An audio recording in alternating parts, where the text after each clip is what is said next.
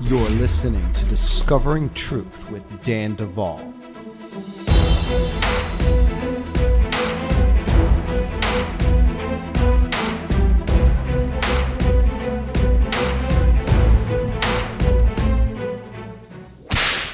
Hey friends, Dan Duval here to welcome you back to the podcast. Let you know that danduval.com is the home of the Discovering Truth with Dan Duval podcast. It's also the home of our merch store and where you can become a podcast patron that gives you benefits, including early access to these podcasts. This week's podcast is going to be a doozy, trigger warning in advance. We also have something else called Overcomer Accelerated. I haven't talked about it for a little while because, frankly, you haven't been able to sign up. But we are opening up registration for the winter quarter. What is Overcomer Accelerated?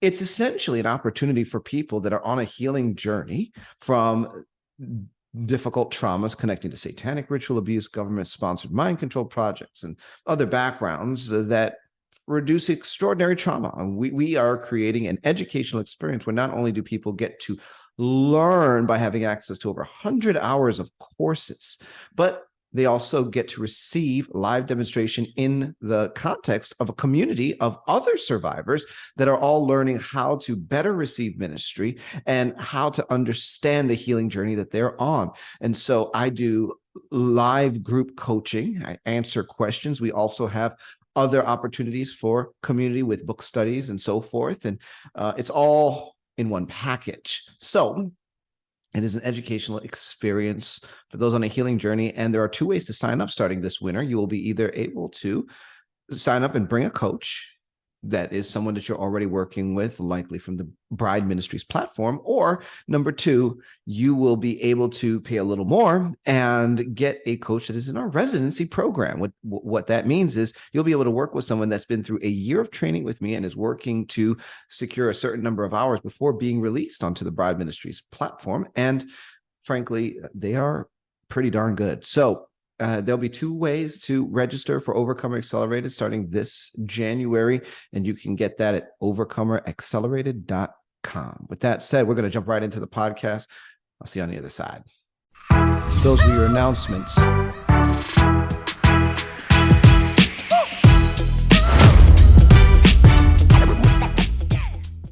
Well, friends, we're back on Discovering Truth with Dan Duval. And I am sitting down for a second round with Jerusha, fifth generation Supersoldier who joined me once before, just recently. And if you heard it, your head is probably still spinning. She went into a whole lot of detail and a whole lot of subjects that, well, are quite fringe. We talked specifically around the subject of quantum access programs. And well, with the jump off that we took, we are back to continue that conversation into time travel, specifically talking about the Time Bureau, time assassins, and a lot of other subjects that connect to these ideas. Jerusha, welcome back to Discovering Truth with Dan Duval. Thank you, Dan, for having me again. It's good to be here. Well, there was a lot that you had the opportunity to open up on in our first podcast. And I want to give you the opportunity, if there was anything that you wanted to clarify on what you shared the first time before we dive deeper. Sure. So I could clarify a couple things that, I've started sharing in my decompression. So you asked me, how do you gain access or get involved in these identified and unidentified projects? So usually it's from birth choice. You can choose it for pre-existence, actually, I found out. In the 80s, they did the blood priming to specifically create babies or choose you from a family line, epigenetics, or becoming such an anomaly in the projects that the research they gathered from you helps them to advance in certain areas and allows you to have a special type of clearance, like a leeway or a protection, to continue to incongruently work with intelligence at any point in tandem. So it can kind of function like an immunity agreement too with certain intelligences. And some of this started with the Anderson Institute at the end of Montauk. I don't know if you've ever heard of the Anderson Institute. They specialize in quantum physics. Tell us about the Anderson Institute. They were at the very tail end when other groups were there, NASA and some lingering Nazi scientists were there. But they were actually much kinder, much nicer people. And they allowed us more liberties there. When NASA was trying to absorb all of that research, they kind of compartmentalized certain things. And if you go on the Anderson Institute's webpage, you'll see some very fringe material. It's all about time travel primarily, Alcubierre warp drives and all sorts of things like that if you want like diagrams and manuals and scientific access. So the clearance that you get from being in the unidentified quantum access programs is similar to a black clearance. And that's kind of similar with what the Pentagon does, and that funnels into the NRO. Time files, space files, those get dispersed throughout the wings and branches of the NRO. And a lot of it was rooted in reconnaissance. So they also have a patch in the NRO that designates you a master of space, and it has a white Pegasus horse on it. And that's why. Because you could just show up at places that had, say, like elevators with no buttons on them, because the vast amount of biotech that they've already inlaid within you is already calibrated to different sectors and systems and bases. So I use the term Galactic Courier, and what that was is somebody was used to retrieve objects in places that others couldn't go, and a lot of it's DNA calibrated frequency. You could gather ancient artifacts from systems, time, and anchor them into the present reality. And the weird thing is a lot of objects don't belong in this reality. They figured out that they could actually transport objects, they could retrieve objects. But what they did is they brought a lot of cursed items in, and that caused some type of disruptions and incursions in the natural flow. And so what we did is we corrected those by what we called quantum folding. And I touched on that a little bit about the loose energy sites that we went into, we shut down. But then what we did is that we used a specific type of like quantum science to infuse an area that was had inverse light or loose energy for, say, hundreds of years. And we inlaid that area with certain layers of stones, rocks, plasma lights, because you can do plasma light infusions to disperse that too, and fire burns to disperse and discharge also strange fire. Because if you have an area where a lot of strange fire was, then God actually showed us how to purify that area with holy fire, because that's another spiritual weapon is holy fire, the baptism of the Holy Spirit of that fire. So we done. Go ahead. What because you're bringing up Galactic Couriers. Mm-hmm. And this is some of the stuff that I've, in different ways heard over the years, but that they sent people from this timeline into other timelines, and it's not only Earth timelines, but for other planets and different things, to actually bring items back into present time and third dimension, so to speak. So you're telling us you were involved in some of these projects, and there had to be certain efforts made around some of the objects brought back because they were cursed wherever they were retrieved from. Yes, exactly. Wow. It was on and off world. So like the first example I can remember, I was about 8 years old. They sent me into Rock Lake, which has 10 Nephilim mounds. But this area is sacred to the Mormon military branch because that's actually a king Nephite Nephilim and a queen. So they wanted us to go to the bottom of this lake for some reason and collect Nephilim bones. I don't know exactly what they did with these Nephilim bones, but I remember going in the water. There was a tunnel from Fort McCoy, a military person on my right, and he was looking at me and he said, "Are you ready?"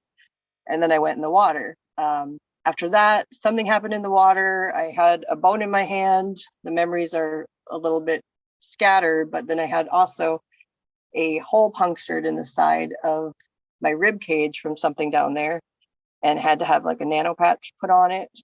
So they did a ritual with this hand that was a Nephite king's hand. My dad was involved with that and some other people. And everybody who seemed to touch this hand got infected by it. And my dad had an altar because of it, and they called him Captain Howdy Hands.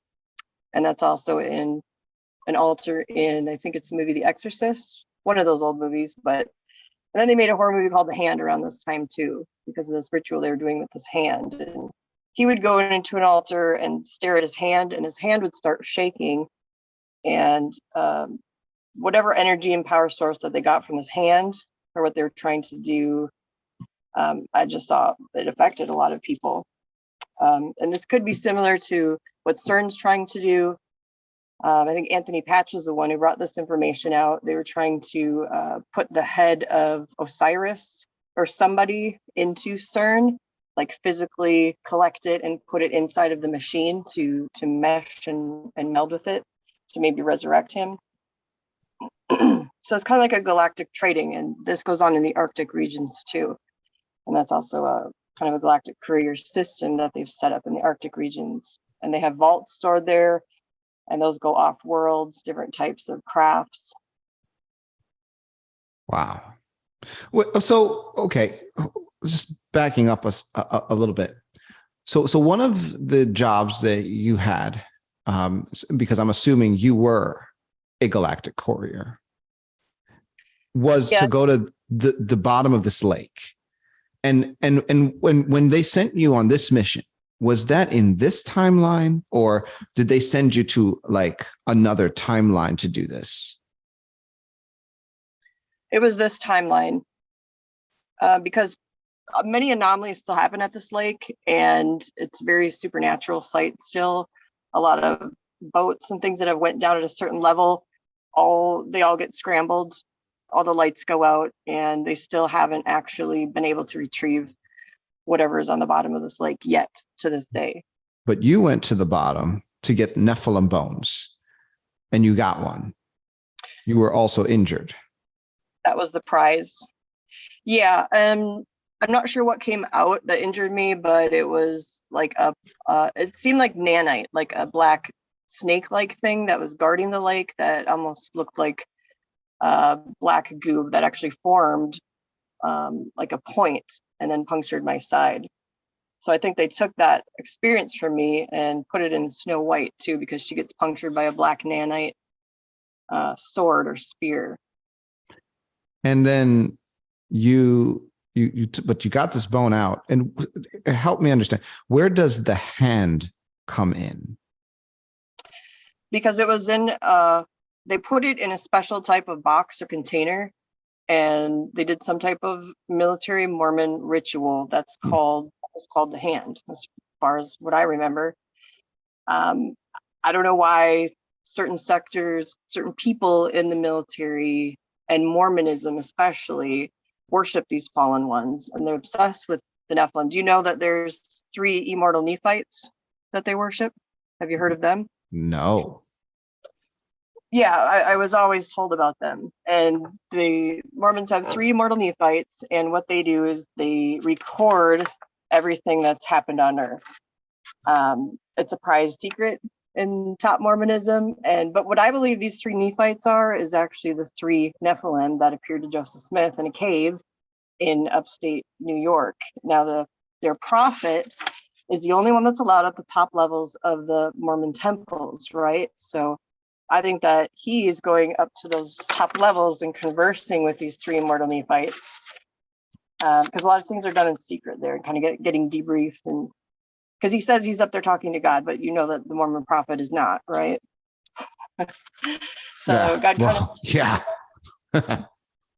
yeah, the 3 immortal Nephites is what I believe what he is talking to up there. So, okay. So Galactic Couriers go through the universe in different timelines. They collect objects. Sometimes those objects are actually coming from physical locations on our Earth in present time. Oh, and they're being used. They're being used for diabolical purposes connected to certain organizations and military. Tell me, what are time assassins? Well, they did a lot of different experiments in time. They realized that they could successfully move objects through time. They could move people through time, and they could go what we called sideways in time. So one of the tricks that they used with the kids, they told them that they had their souls, which wasn't true, or they killed their souls, and that they could dispose of them in time, basically erase them. So that was your biggest fear, right? Having these people go in, stalk you, hunt you through time, which did happen, and then dispose of you so that your existence would be erased or something. It was just one of there were so many crazy Nazi science things that they tried. I mean, if you can imagine the worst thing possibly that you could think somebody could do, that would be their go-to. There's nothing that, they wouldn't try. So a lot of times in Galactic Courier situations, if you brought things in, it would give a certain being or entity a foothold in this reality. So that is also a form of quantum tunneling in itself, because the more agreements you have, and I'm going to do favors for these beings, it gets bigger and bigger, kind of like you're snowballing it or building a bigger aperture space for them to come through by your choices, by your actions. So we also learned that we had to stop doing that, because most of the time they lie. You don't get what they say. So quantum, what did I say? Quantum tunneling. Yeah, that's also used in pyrokinesis. There was a lab in Missouri. Dr. Schunger was running it, and he was trying to teach the children how to look through the middle of a shaft of DNA and how to tunnel through that, and that would create pyrokinesis. So we know there's 144,000 light filaments in one strand of DNA. So it's kind of like they were reversing anything that was good with light codes and trying to invert it into trying to have power over creation in some way. Wow. Use it for chaotic purposes and reasons instead of divine right order, which the light codes in our DNA are supposed to continue to manifest. Now, I have a question. Oftentimes when people are in the projects and they are, I don't know, worker bees or they're soldiers or they're, scientists or whatever, they tend to have a knowledge base that is limited to the job that they did. And, in talking with you, you seem to have a mixture, right? Because there are memories that definitely associate with your role as a super soldier and one executing missions, and then other knowledge that seems to be more closely connected to what a scientist would be dealing with or processing, someone that's architecting the missions and so forth. So how do you reconcile that in your own memory and what they had you doing? Where does the convergence come from? That's where sometimes the immunity comes in too. If you had a lot of scientific alters within you, which I did, then that was more highly favored, I guess, if you did good work. And, as it stands right now, everyone's been tested for operational capacity and structural integrity with the benevolent side of the program. And we realized that that was a determining factor of your ability to maintain that integrity by making good choices. And those choices would produce positive results in the time waves and the time folds, because we could literally see into timelines and prognosticate and see these things. Like we could start seeing into timelines to determine who is going to be like a bad seed in the program's future missions. And if you were a mission director, you would see, okay, that person's going to compromise it or become a liability. So they would be removed then and prohibited from continuing. It was character resolve. And this is going to go against what a lot of people think happened in time travel and stuff, but I'm only here to disclose the benevolent side of it. So then into that goes organic spirit-made tech versus man-made tech. and how we differentiated ourselves from that. We learned through amalgamation of using so much tech, how to override AI systems, how to pretzel them in on themselves, how to break through man-made interfaces like brain gates, chips, portable time tech. All this stuff came from like, decades ago. So what we're dealing with now is way more advanced, like neural lace and other things like that, that tries to entrap more of your soul and spirit essence. So a lot of this stuff was designed from Tesla patents, the Tesla time tech, we called it. And this got hidden through time in a period that was actually like a period of time wars. And we realized we could use a form of higher spirit tech to make ourselves almost untrackable and bypass certain instruments and measurements we knew that they were using to try to contain us, because they were trying to like reinvent the wheel. Whatever we break free from, they try to make better, and it just didn't work. So, they even used mobile harp against us and other things in upstate, where was that? Upstate Vermont. Because upstate Vermont is where all the Illuminati brain surgeons are. Fun fact. Wow. Wow. Okay. Note to self, do not get brain surgery in upstate Vermont. Yeah, this was like the Burlington, upstate New Hampshire. There was also a Sage radio tower, much like Montauk in upstate New Hampshire. So we frequented that, and upstate Vermont. My only memory of these old guys that were surgeons is I was in a house and I was with 4 other kids from my group. And I for some reason was on the floor, woke up, and I could not, for the life of me, figure out how to tie my shoelace. And my brain had like a bandage around it, and those bandages, and there was an old man there that told me to be very careful, not to move. And so I literally slept by the store. I was trying, I think, for a couple days to figure out how to put my shoe on and tie my shoelace, because they literally hacked into our brains and put the V2 tech and other things in there. The next memory that comes after that is me walking down a snowy road in some little village in upstate Vermont, and I had one shoe on and I was barefoot on the other foot. And the people in this village were not allowed to pick us up if they saw us walking around or other things. So that was a very hard time too, and that was called sentinel programming. And that's a whole other story, though. That's in areas of Smuggler's Notch. If you ever heard of Smuggler's Notch, this was a Supersoldier kind of exchange trading point that the Rothschilds used to bring us to their chateaus in Canada and Montreal and other areas. So they used that area quite a bit back then. But I digress. Okay.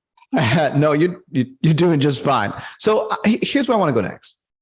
Now, when you talk about Galactic Couriers and time travel, right? I mean, we're jumping right in both feet first, assuming that time travel is real. It's really happening. It's been happening for a long time. And friends that are listening, if you are not there yet, I do not apologize for bursting your bubble, but there's a lot of things. It's in there. I'll show you a different time. So the thing is that, years ago, there was a show that came out. It was called Fringe.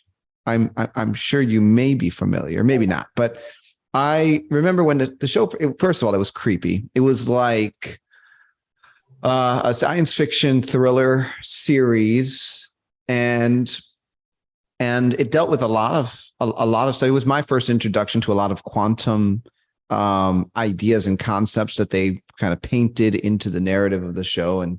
And you had this guy who was basically smuggled out of another timeline because his father, who's the crazy scientist in the show, loses him in his timeline. So he opens a portal, goes into a different timeline, steals his son from his other self in that timeline and brings him into this dimension, essentially.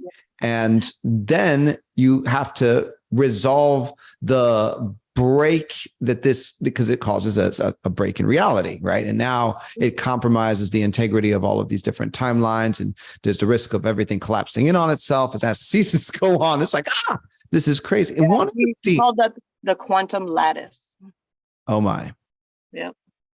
So I'm watching this, and at the time, I mean, I just like, I couldn't get enough. I was like, and what am I going to learn this week? Because I felt like, I felt like it was research, even though, they put all kinds of misinformation and stuff in there.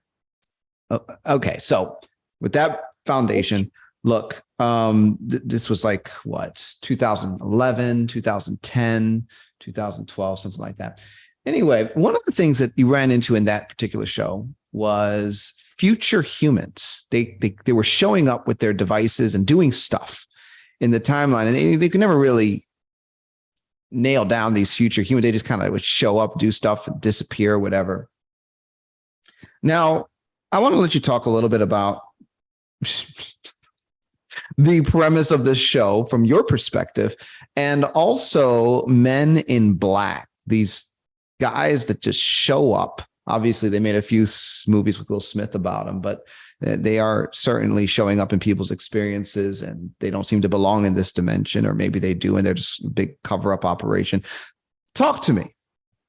Yeah, I don't think they do belong here, because those were created, I believe, because of so many anomalies like us that could bypass the tech and somehow learn our own type of spirit tech that the government couldn't trace. And this goes into realm warfare. So when I heard that you were doing prayers about realms, I thought, oh, finally, somebody gets it. Realm warfare has been going on for a long time. So we'd get off the grid, so to speak, piss a lot of people off when we did that, when they sent us out in time, come kind of rogue, blipping off the radar here and there. John Titor actually taught people how to hide in the ionosphere belt and other stuff and not be tracked by ONI, Office of Naval Intelligence. So it's where the angelic domain comes in and the realm warfare dynamics comes in. And this creates quantum fluxes, what I call. And this is where armor and the spirit comes in too, to protect us from these hunters, because the things that would hunt God's children are coming from the kingdom of darkness and Lucifer. And we had to have a defense for that. So God actually sometimes would make us invisible to our enemies. And because he's not just going to let, all these things happen, our stars get imploded and the realms get destroyed so easily, because he created these things for his design and his purposes, that his nothing would come back to him void when he set these things into motion. So, because that your stars can be defiled, your realms can, and whatnot. And a lot of that can come from our own choices or sin iniquity that we've not let go of too, or things we've rooted in our minds that corrupt that divine design that can encapsulate our archies. But what I've seen with the people like the Men in Black who are sent out is that the same law applies to them as anybody else. God says, touch not mine anointed and do my prophets no harm. So it never works out well for them. And I've seen more times than not, the hand of God and angels be upon the ones that God has allowed to continue to be translated and travel through time. Because if God wants somebody to stay in time, he will keep them in time. It's not up to you or anybody to make that choice, because that's part of his mercy. If your original body's been destroyed or things like that, that's why he's allowed clones to live full lives. If their soul's integrated, their spirit, their consciousness, they can live that triune nature and have a consecrated, sanctified vessel now. So the Men in Black, that's a whole other spiel, but sometimes they would just show up in black cars, dressed in black suits, and be taking pictures. Other times it would be more bizarre situations. But I'm not going to go into too much detail about that, because otherwise I wouldn't get through the other points I want to get into. One thing I do want to tell people is that angels were also doing walk-ins with kids in situations like Montauk to help them get out of impossible situations. Now you have people like Casbolt, who Aquino gave the counterfeit name to Michael Prince, because he knows that he had a special relationship with Archangel Michael, and he defiled that by making an altar that was a counterfeit Archangel Michael in him. And a lot of times I run into kids and they're deprogramming that have Archangel names as code names, as altars within them. So then you got to figure out, okay, is it a counterfeit angel or what happened in this situation? What I remember with this is that we were stuck in bunkers, and some of these kids, you got to realize their eyes were sunken in. They were black. They were completely drained, chained to walls.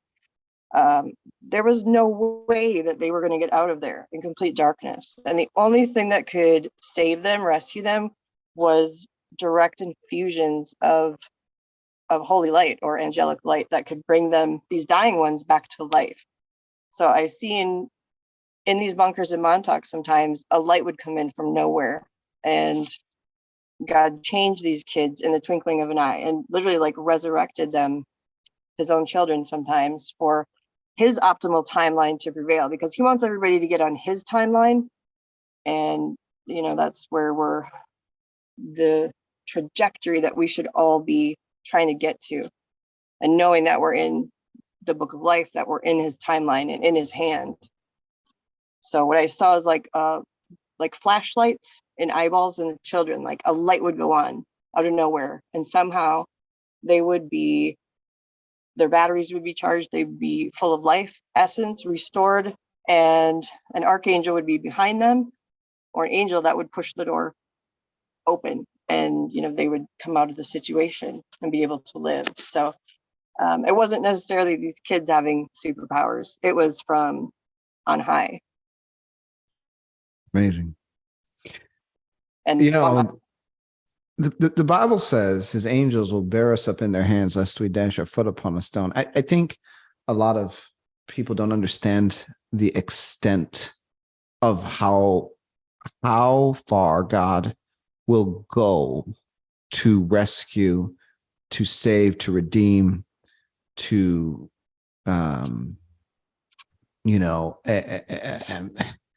and it's sometimes hard to reconcile with the level of suffering that people go through, because if God can just save me or pull me out of the situation or send one of his angels to block, the handlers or the programmers from doing evil to me, then why doesn't he just do that all the time? Why did he actually use his power to keep me alive for more? And, it's that could be a very difficult question for folks to reconcile. But his angels, they are taking assignments. They are keeping people alive. They are bearing people up in their hand in very unique ways, far beyond what religious Christianity, I think, makes room for.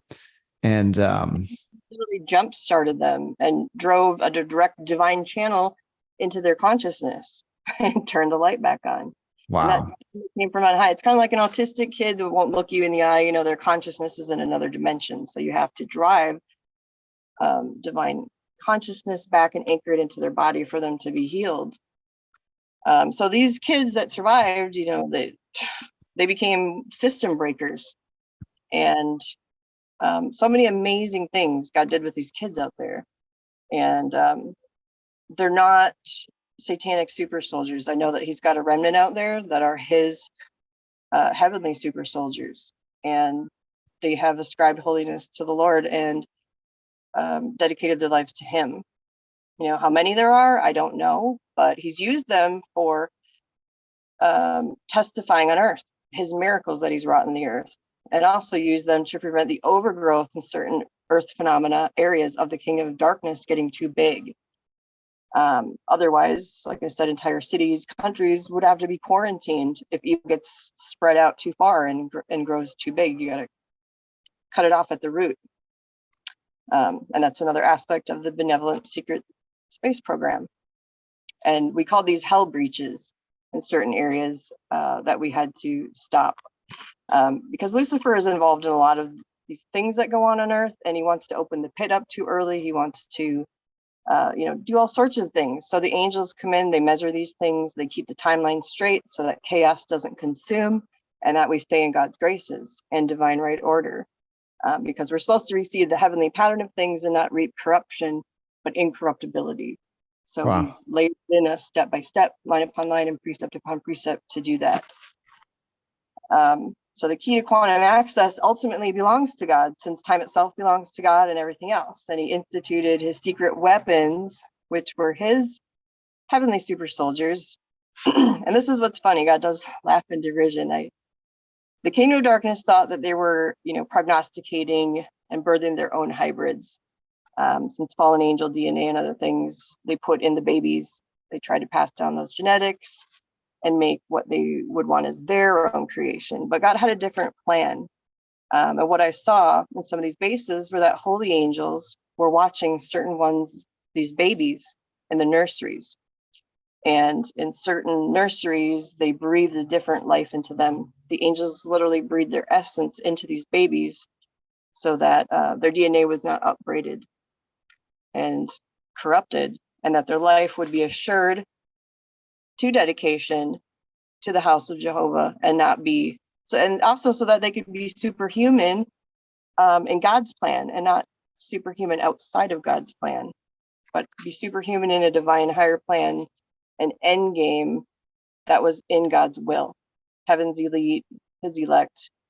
So they, as these children grew and were activated, and they realized they were very different from what they thought they were, they just codenamed them angels, like angelically sold humans. They didn't know what to call them because they saw that they did have a type of essence that wasn't supposed to be there.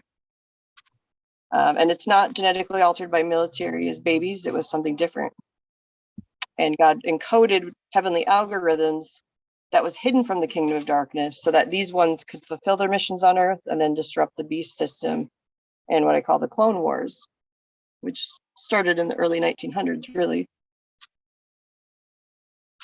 So, Scientology, they have your operating Satan at the top level, right? So things like the OA files, OA stands for operating angel. These babies came from the secret place, is basically, and they have a special relationship with angels. And some have books that are their own books of life written in heaven, and hard missions here. But whatever the kingdom of darkness is doing, God can do better. Now, this is okay. Stretch point. These nurseries that you saw, question: were they on or off planets? They were on Earth, because in the Project Surrogate, when you create a baby, they are raised in certain bases, but they come from a certain design in a lab. So what I saw was that God had spared a portion of these, because he's not just going to let every single baby that the kingdom of darkness wants to speak a false destiny over and a false future over in witchcraft and their timelines. He's not going to let all of them just be satanic super soldiers. That's not what happened. I saw that he had wisdom and a better plan for some of these babies, that because the kingdom of darkness didn't really see this. So they can only see so far because they can't comprehend the light. And that's literally in their minds, their knowledge base. They can only go to a certain point. So they couldn't see what God had put in these, because God seals our DNA. And whatever the kingdom of darkness is doing, God can do better. And he'll contain evil the way he wants to. And humans and angels have been working together more closely than what people realize. And it says we're supposed to judge angels at the end. So how are we supposed to do that if we're not taught that? And God will destroy the end of, when we come to the end of ages, God will destroy evil for good finally. But it's got to be in his timing and plan. So he had a better plan for our DNA to be preserved, to be sealed in his body, than for Satan to just sift it as wheat and tear it. And what I saw in this future that's coming is that the tears literally are here to tear our DNA apart. And some of my children were having dreams about this too. The future image of a tear is a genetic alteration that happens at some point, and they're these fallen angels look like transvestites. They have a spell that they put on people that people think they're beautiful. These tears looked kind of like that in a hybrid image for all who took the image of the beast, but their teeth also revealed like a sharpness to them, and they were another reason why they're called tears, because all flesh will not be spared unless time is sped up for the elect's sake. So another realization that God showed me was that half the world is already a form of synthetic, hybrid, or clone. And that's what the scripture is referring to too. So that's why he's sealing so many people, and he seals our DNA. So that's going to really be difficult for some people to swallow. But here's the thing, the more we talk, Jerusha, the more, okay, I'm just going to say this, right? God's been speaking to me about DNA correction for a long time. In fact, he said that's what I'm doing right now. This age, this generation is a generation where God is stepping into many bloodlines, generations, individuals, and correcting the genetic alterations that have been infused into these bloodlines through centuries and millennia, in some cases, of degradation because of interventions with entities, because of scientifically engineered alterations, which all comes back to the conversation on iniquity, because that means perversion and it's a genetic issue. So any alteration of genetics away from God's design is an iniquity problem. It's in the Bible. So that leads up to the beast agenda, which is this hybridized, blue-blooded, artificial intelligence controlled, genetically modified generation that serves the beast and worships the dragon, right? So like the working that into our understanding of what this generation is doing here. Yeah, like there is a need for a whole generation of people to stand up on behalf of their bloodlines and generations and say, no, I will be the intercessor for my bloodline. And I'm going to receive the healing and the deliverance that Jesus has for me and my house. Well, that means that there are a lot of people in this generation that carry defiled genetics mandatorily and more than we would ever imagine. So I wrote all these prayers here on the website, bridemovement.com, right? Got 3 books of prayers now. All these deliverance prayers all deal with genetics and RNA and essence and markers and all this, scientific stuff, because that's where the deliverance is actually manifesting. And the funny thing is, the people that would least expect it are triggering, getting delivered. Yeah. Huge shifts are happening. That's why my books sell, because people realize I don't understand the language, but it's working. It's changing things. True. And yeah. And the only thing that I can take away, because you look at the language in these prayers, and it's like, this shouldn't have to be a prayer. I mean, because it just seems like, coming from a more traditional Christian background, it's just like, oh, well, there's a problem. It's called sin. And when you get the sin out of your life, you've solved the problem. Therefore, God will like you and you get to go to heaven. It's just such a simple diagnosis. And really, there's something much fancier going on. It's like, you should need these prayers. But when we put them in the hands of regular Joes and Janes, I mean, we're seeing the most off the charts deliverances manifest and stuff. And it's like, yeah, this is a big problem. Absolutely. He really wants to seal our DNA, because when he seals our DNA, it's the Holy Spirit who seals it. And that makes us not susceptible to becoming a reprobate, because a lot of these kids were vulnerable in an aspect and of becoming a reprobate, where there's a point where you can't return. And that to me was the worst fear ever. And Lucifer has been involved with so much manipulation that I have seen him actually in human form. I have seen him as a little child form, and I have seen him as a snake, and I've seen him as a panther.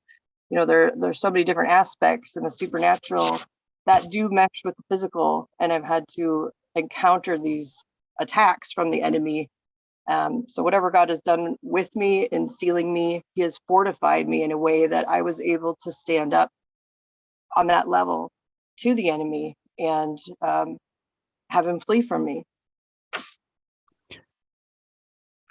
Huh. Okay.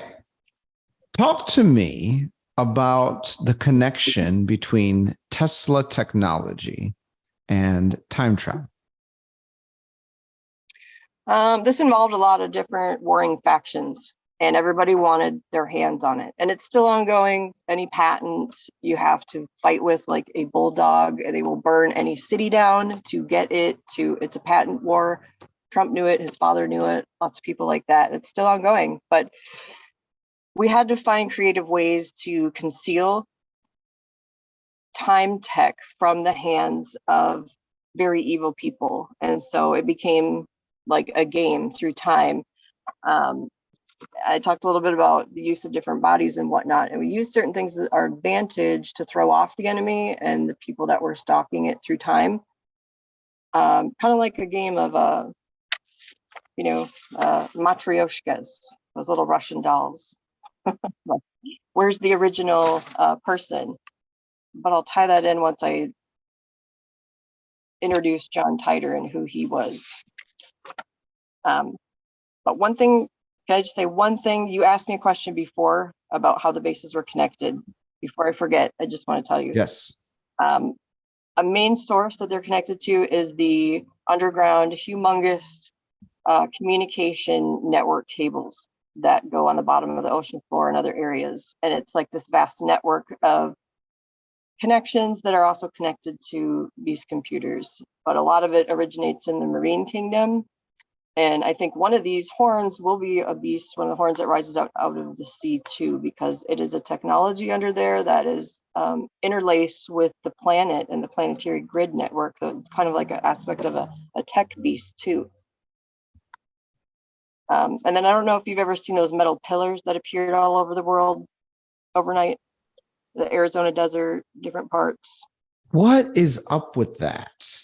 That is also part of the quantum programs. And what we did is we put quantum data packets into those pillars to anchor back into the earth, kind of like a crystal would, so that we could anchor the quantum data, the correction of it, back into the timeline. Because there can be use of quantum computing without having to feed that computer like lab-grown dead brain tissue, which then would make it a synthetic quantum-based computer ultimately that feeds off of dense life energy.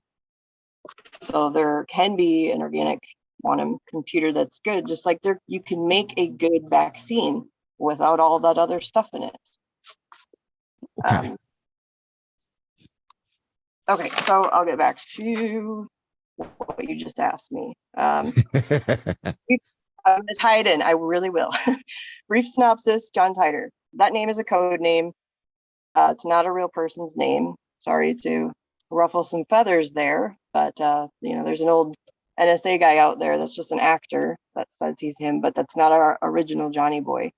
John's story is super long.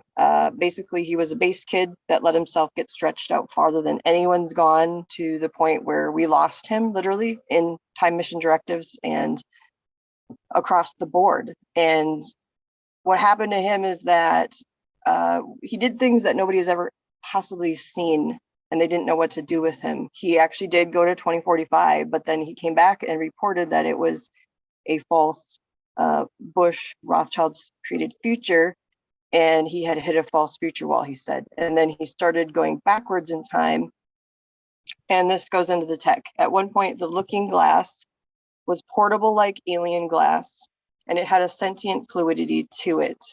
So this glass, this Alienware tech, is based on intention. So when you would be sitting in a chair or something and you time travel, the main driving factor would be your consciousness, because your consciousness has to connect to a certain frequency and point and be directed by that alone, like as its through line, as an arrow.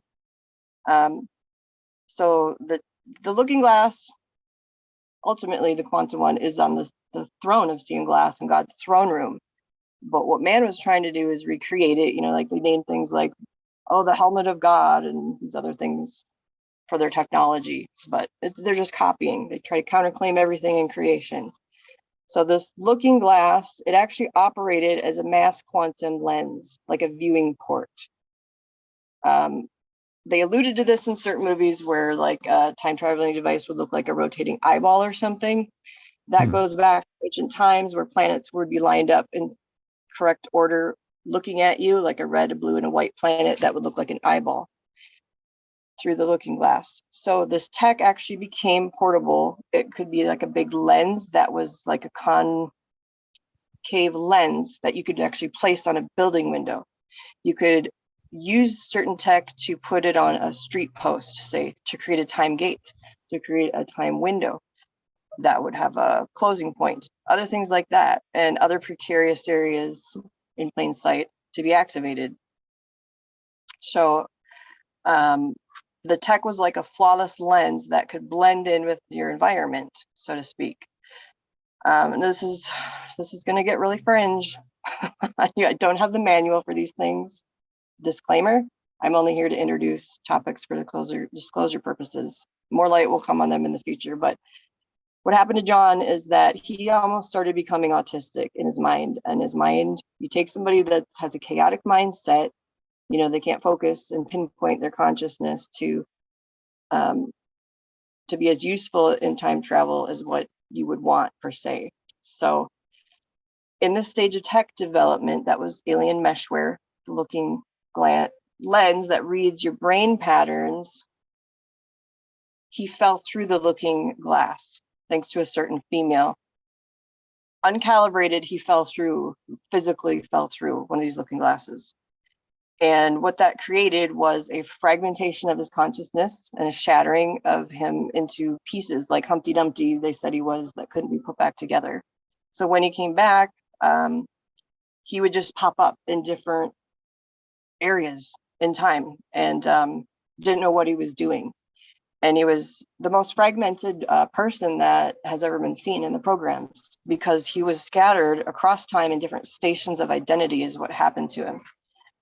So his story is kind of similar to the Watchmen movie, John Osterman, but John Titor became something that was scary like that, ghost-like, an apparition that you couldn't pinpoint him. He was in too many places at once.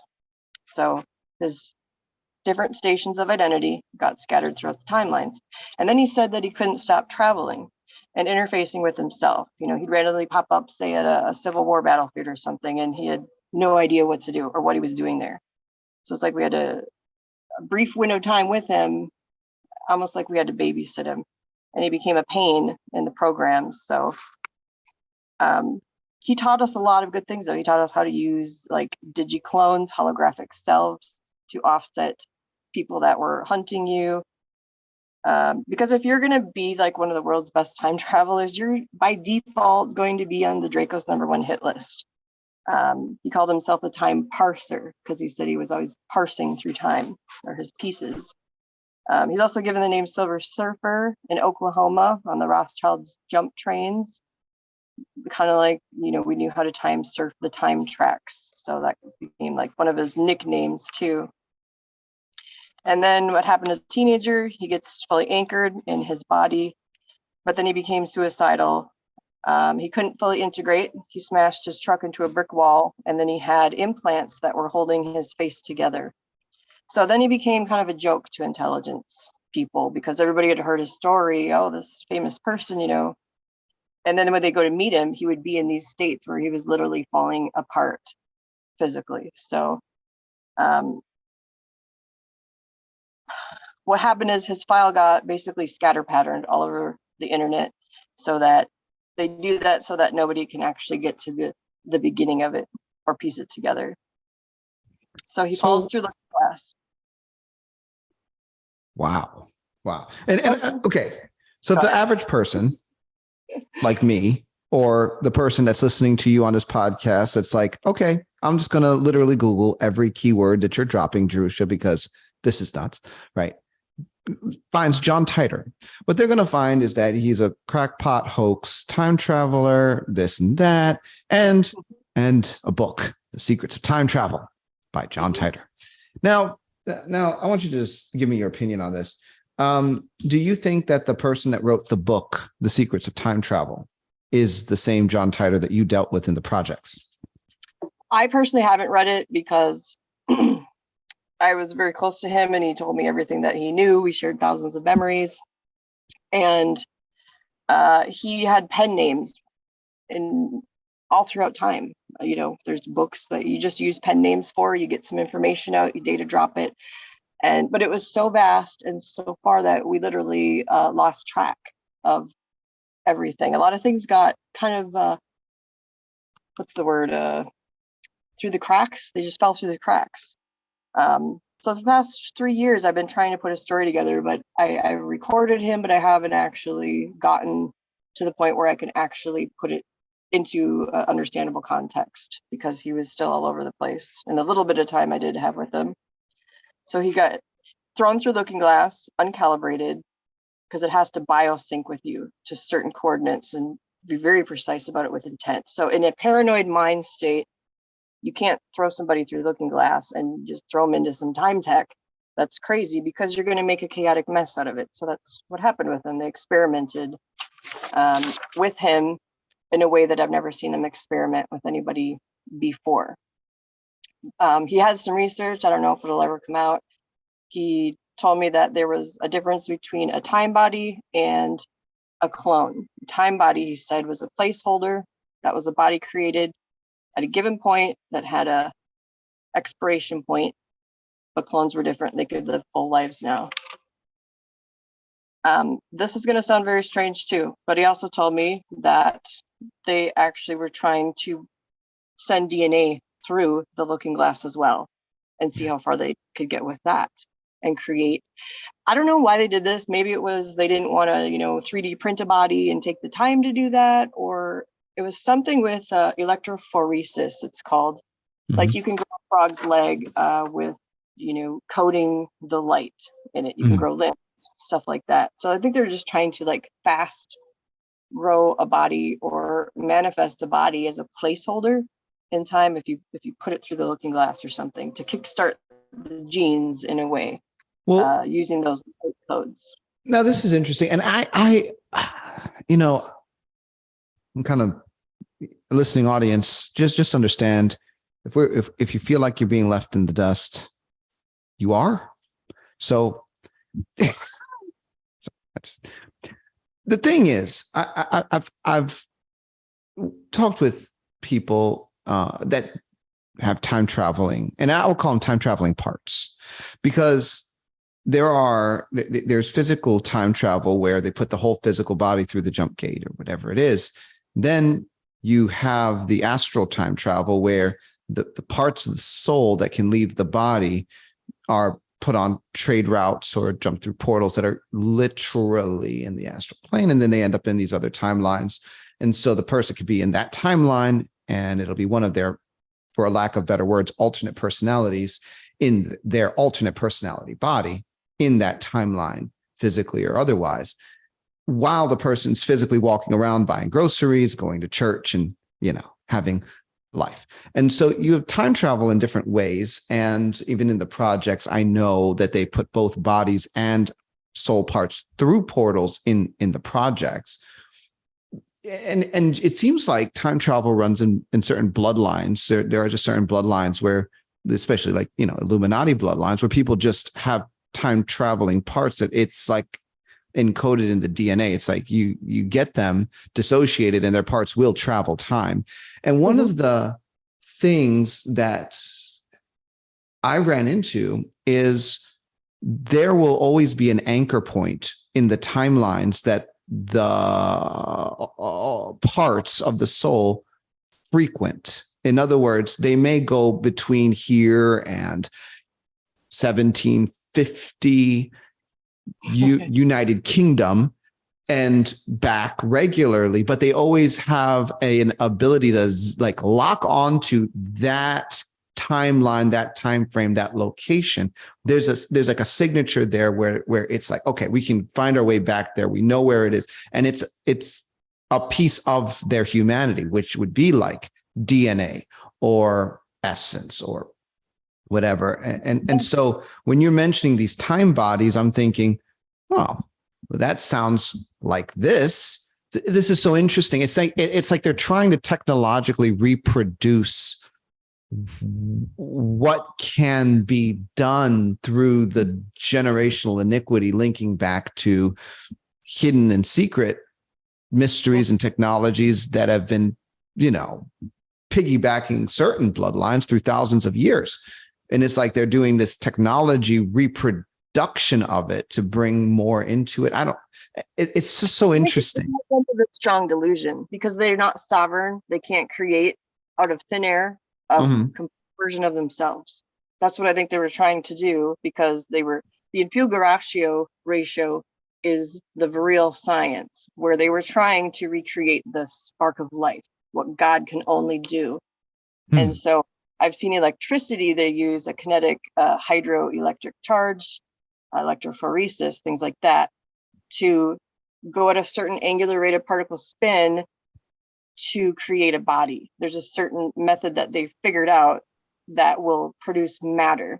And if you spin it at a certain rate, I've seen them try to use it at like electric plants, like nuclear plants, water facilities and stuff. For some reason, there's a lot of supernatural activity, and sometimes you see like double razor wires, even if it's a small electrical facility or water plant.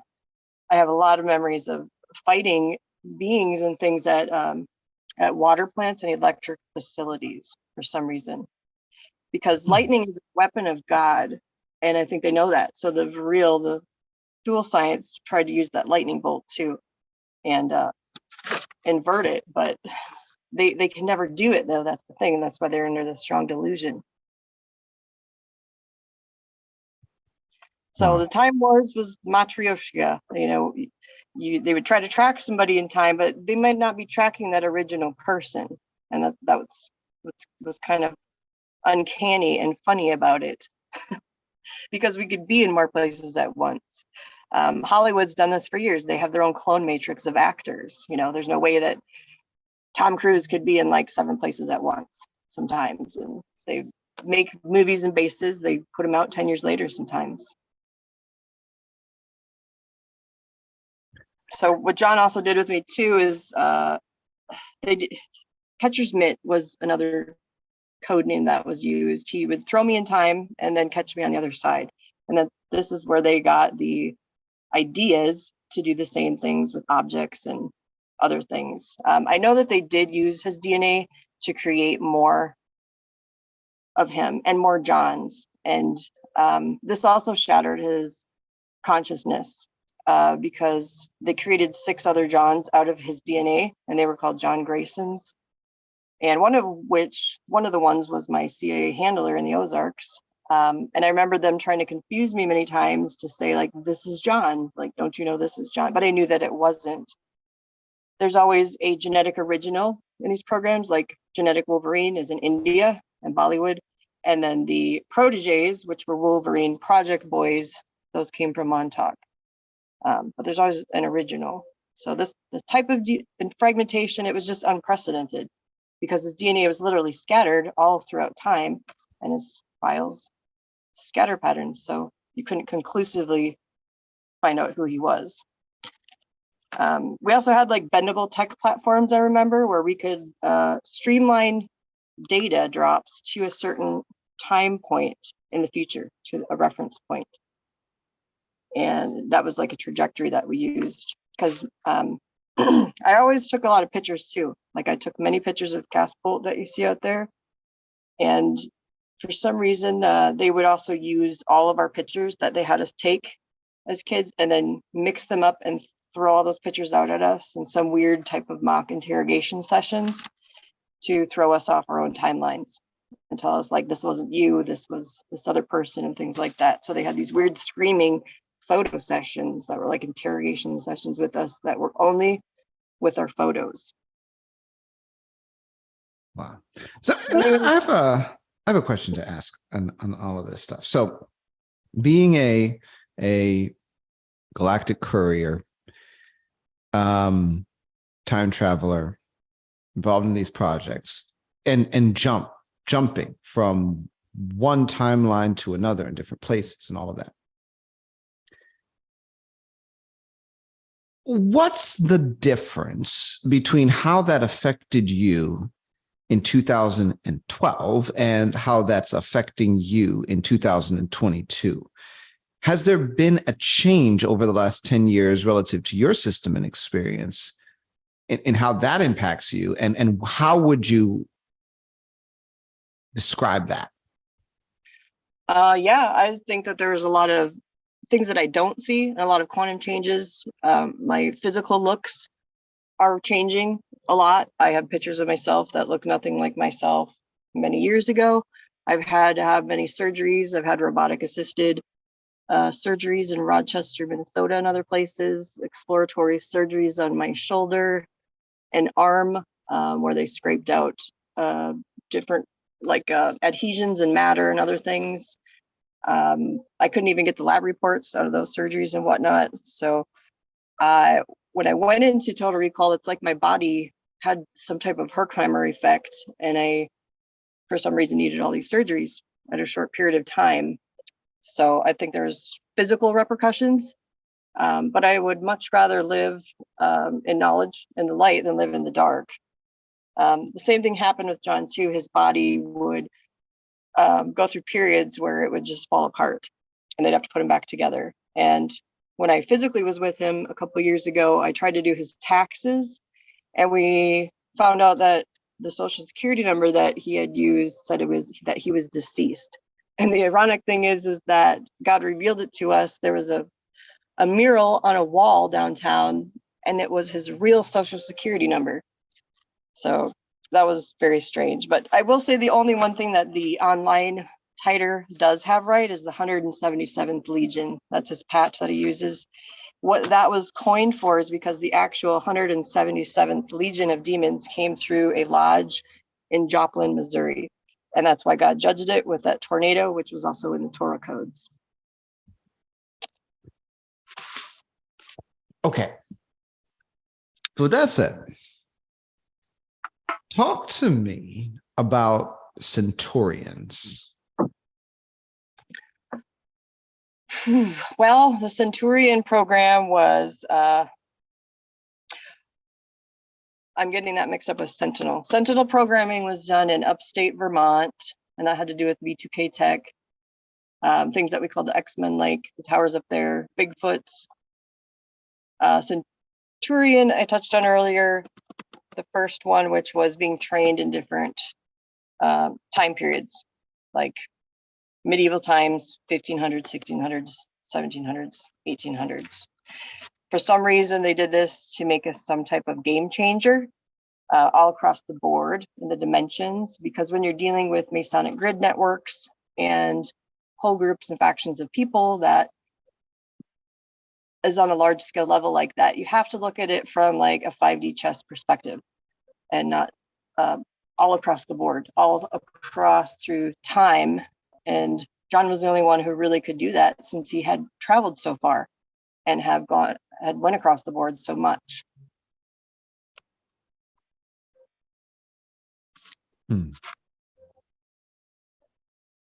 So they also did something called time splicing. I remember that word was used. Have you ever heard of that word? Time splicing.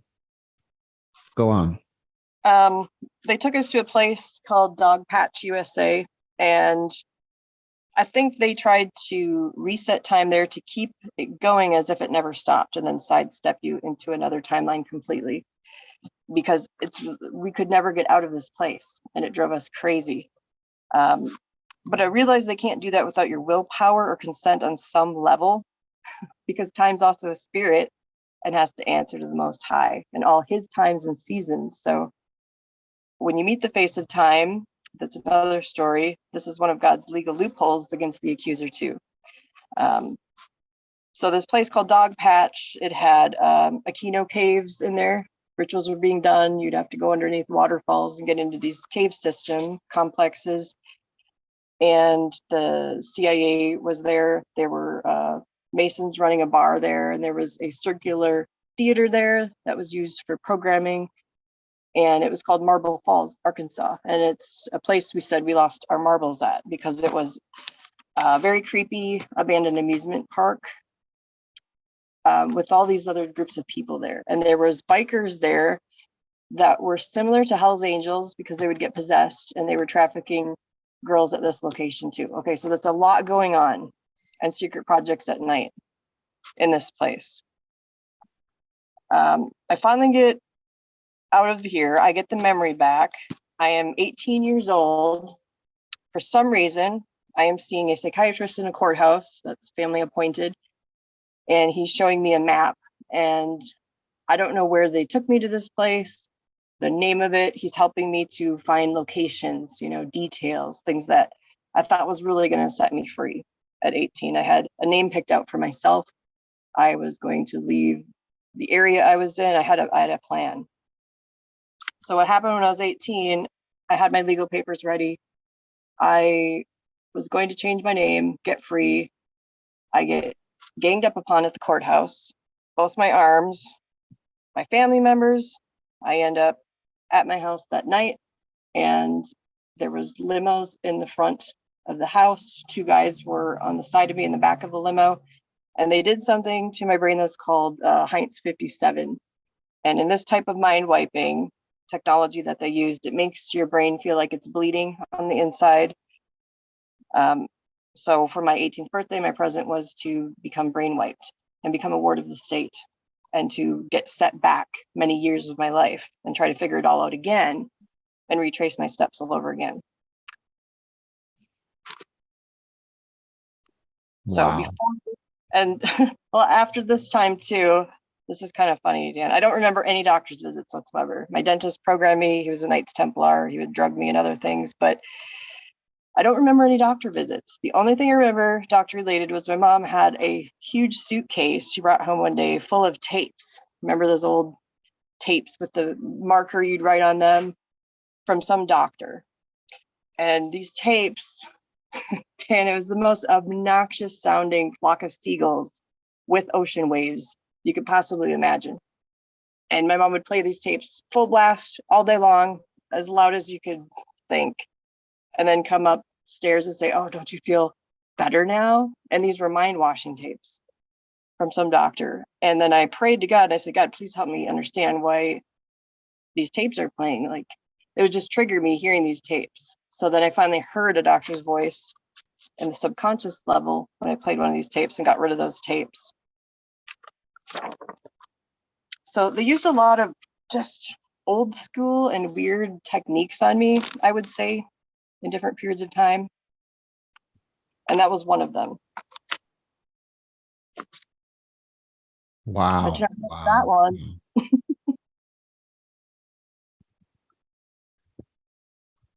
You have certainly seen a lot, Jerusha, and been through a lot. Let me just say this. At the end of all of this, as far as we've talked, and there's so much more to discuss. At this point in your life, what do you see as your purpose in Christ? What has God called you to be and do? Well, he's always given me a heart for children, and I know I have a calling commission to set other captives free like myself, because he's always given me the ability to see things for what they really are. And if I didn't have that ability, I would have been stuck in periods of darkness longer than what God had intended me to be stuck in there, because he doesn't want you to stay stuck at all. So he's showed me over the years that with a sanctified imagination, there's no limit with him. And when you fall out of awe, if you're not in awe every day with who God is, then you need to fall in love with him again, because he's just that wonderful.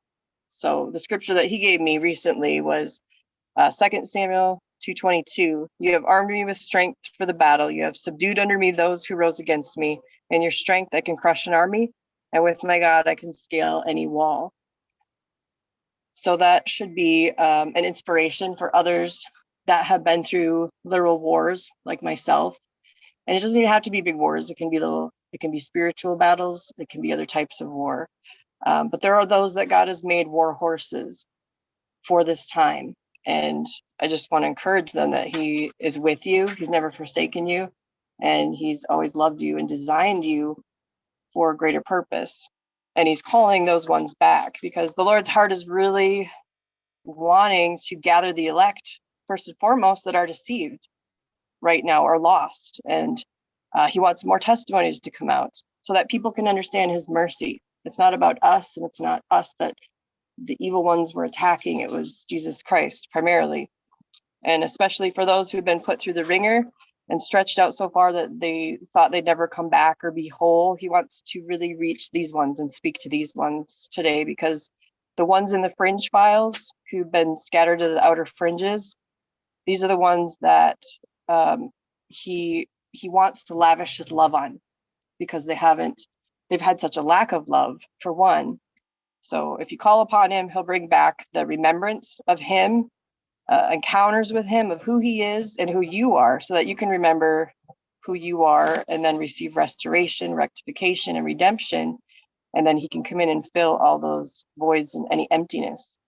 So his desire for you is to have fullness of joy, and most of all, to delight in him, so that he can delight over you and sing over you. Because I've actually had him sing over my DNA. And he wants you to know that if you feel too far gone or removed from his presence, it's because of his favor over you already that you're still here and have made it this far. He's preserved you by his grace for such a time as this. And that's proof that you have intrinsic value and a portion of his riches and glory.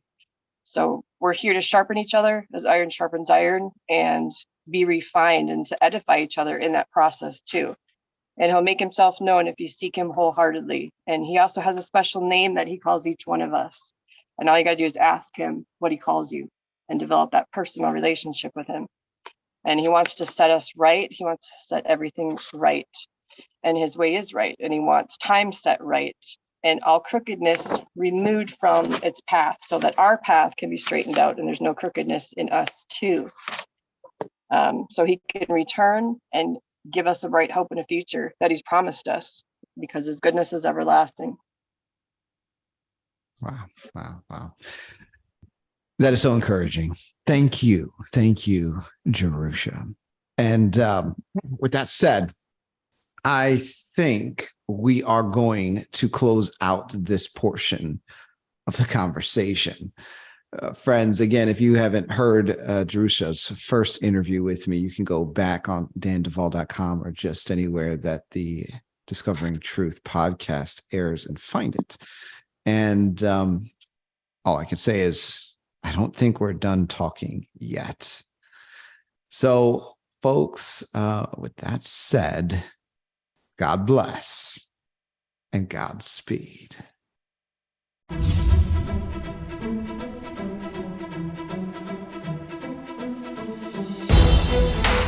You've been listening to Discovering Truth with Dan Duval. Visit me at danduval.com, where you will discover merch, books, and the opportunity to engage in our private social network. Join the tribe by subscribing to our email list and supporting this podcast.